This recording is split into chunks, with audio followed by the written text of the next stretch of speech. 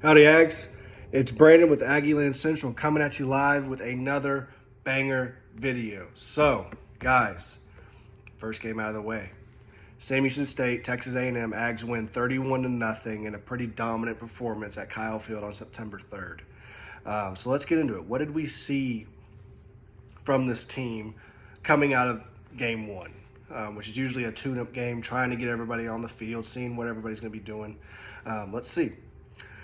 So Haynes King, 20 of 31, 364 yards, 3 touchdowns, 2 picks. Now, I know a lot of people are upset about the interceptions, but the one thing that I took away from this game is that Jimbo's going deep. Jimbo is wanting to take the ball and go 30, 40 yards down the field with his passing game. That's what we've been asking for since Johnny. I mean, what has this whole fan base been asking for ever since Johnny? That we can get the ball down the field, not doing these little dink and dunk and then running the I formation and getting 2 or 3 yards in a cloud of dust. So I see there's some positives coming from here. Now, granted, when you're going down the field like that, you're throwing deep balls, you're trying to get the defense spread out, there's going to be that risk of throwing an interception. Haynes had a couple of bad plays. One of those interceptions, if it was just a little bit higher and a little bit deeper, a couple feet higher, a couple feet deeper, that was a dime to Evan Stewart, would have been a touchdown. Now the whole narrative changes on that whole play, but he underthrew him just a little bit. Those things can be corrected. Jimbo's going to have that film session with Haynes discussing all these things. So I'm not too worried about Haynes, really. I think Haynes is going to do great. I think he's still the guy for Texas A&M. I didn't really see anything that made me seem like he was timid or he was uncomfortable. He really knows the offense. He just needs that game time experience. He's only played 8 quarters. Well, 8 quarters in 10 minutes. The Colorado game, he was only in the game for about 5-10 minutes until he got hurt.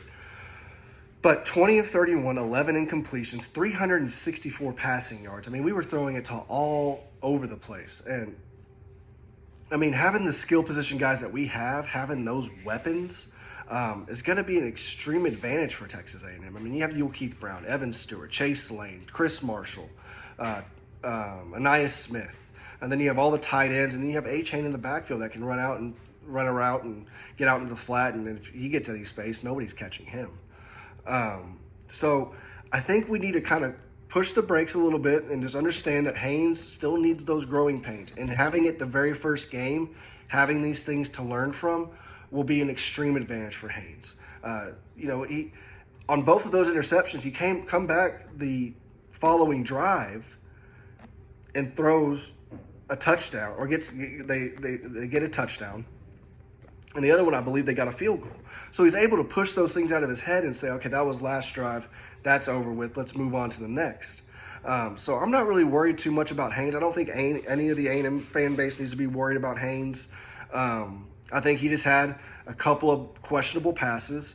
But other than that, he was pretty lights out.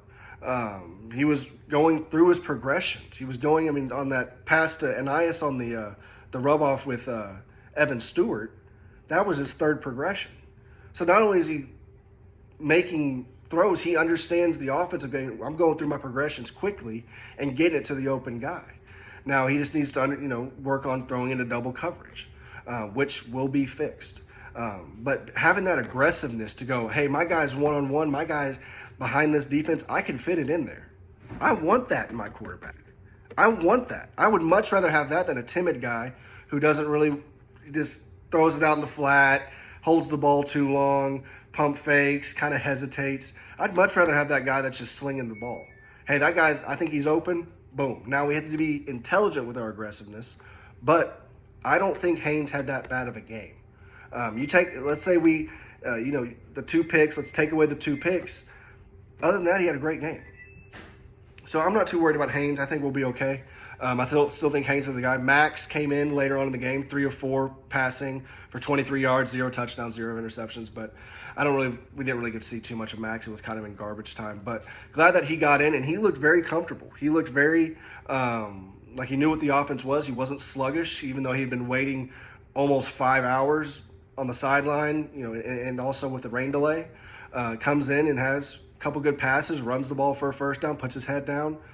Really like what I saw from Max, and we need to know that we have a quality backup.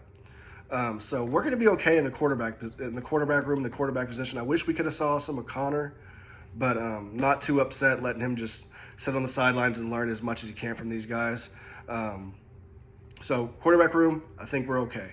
Now let's move on to our biggest question, the offensive line in the run game. A-Chain had 18 carries for 42 yards, 1 touchdown. We're not used to seeing that from Devon A-Chain. Usually with A-Chain, he's getting 7 yards a carry last year. The year before that, I'm sure he was close to 6 or 7 as well. We're not used to seeing A-Chain being held to 2 point, I can't remember exactly what the number was, but 2 yards a carry in a game. So the O-line had some issues opening up holes for him. Now, I will say, granted, the St. Lucie State defense was running a great scheme. They were moving players around. They were doing stunts on the defensive line. They were bringing zone blitzes, bringing linebacker blitzes, safety blitzes, and they were covering up their holes very well. So I think that their game plan going into this game was we're going to take 6 out of the equation, and then we're going to see what 13 can do. And I think a lot of teams are going to be trying to do that. So this is not going to be the first scheme that we see that's going to try to take 6 out of the picture, because they know what his explosiveness is. So the offensive line, getting that experience, seeing those stunts, seeing those zone blitzes, seeing those looks on the defensive line, having that in the first game and not having to wait till Arkansas to see that, or Miami to see that, or Alabama to see that, is an extreme advantage for this team. This team will grow, and especially on the offensive line, these guys will be better by next week, and the week after they will be getting better week by week. So, offensive line, passing-wise, I know you guys saw my cat right there. It just kind of came out of the window there. Anyway, the A&M O-line passing-wise was very good. So, we were actually able to keep Haynes in the pocket and keep him pretty clean throughout the game. Now, that shows the talent right there. Because I'm sure there was things that the coaches see that we don't see that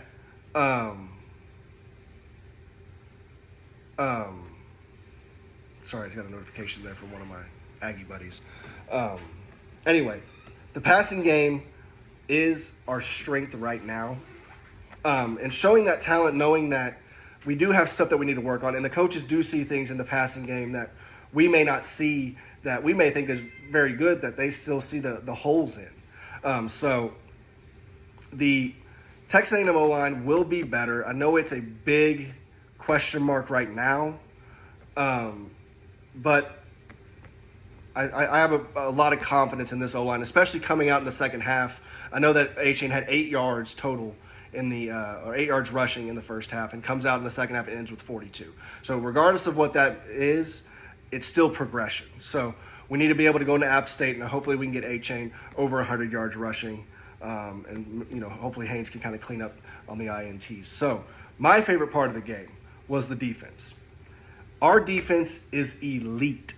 It is up there, is going to be up there with the Georgias and the Alabamas. These guys, the swapping of the personnel, just throwing as much talent and throwing all the blitzes that DJ Durkin had. My favorite formations when they put Fidel Diggs right over top of the center, and he was actually in the inside linebacker position. So you had Isaiah Rakes in the middle and Fidel Diggs right on top. I love that in short yardage situations. So the defense looked absolutely amazing. These guys were flying to the ball, getting interceptions, forcing fumbles, getting in the backfield basically whenever they wanted. And seeing all the 5-star freshmen, Shamar Stewart is going to be an absolute monster on the field. The way that he looks live, the size, he's going to be an all-SEC performer at one point in his career, and he's probably going to be an All-American. So the defense is what we really shined at this week, and I hope they can grow on that. Throwing out the shutout, didn't really let Sam Houston really get past the 50-yard line except for a couple of times, and even when that happened, they forced a turnover. So a lot of great things to see coming out of week one. Still a lot to adjust to and kind of make some changes with, but overall, I think the Aggies played a very good game for their first game, and having a very young team, getting that experience is so crucial. So crucial. So, Ags, we win 31-0. A&M had the possession arrow 32 minutes and 23 seconds to Sam Houston State's 27 and 37 seconds. So we won in the possession game. We were 7 of 13 on third down. They were 1 of 12. So overall dominating performance. Let's take this as an encouraging thing and know that these guys are going to get better. And I guarantee you we're going to go out and beat the hell out of Appalachian State. And this team is going to have the improvements from week 1 to week 2 that we're expecting. So as always, guys, thanks for watching the video. Leave your likes and comments in the comment section below. Let me know what you think. Did the offense underperform? Are you with Haynes? Are you wanting Max? Was the defense stellar? Did you see things from the defense that something that they can improve from? Please let me know in the comments below. Please like and subscribe for more content. And as always, guys, Gig 'em Aggies.